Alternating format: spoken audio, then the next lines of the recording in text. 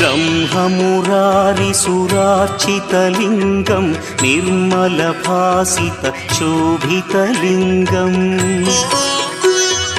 जन्मजदुःखविनाशकलिङ्गं तत्प्रणमामि सदा शिवलिङ्गम्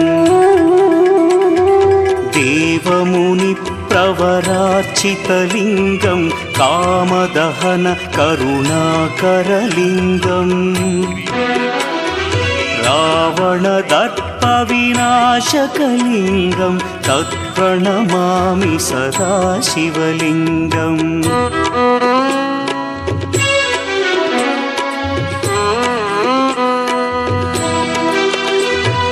सर्वसुगन्धसुलेपितलिङ्गं बुद्धिविवर्धनकारणलिङ्गं सिद्धसुरासुरवन्द्यलिङ्गम्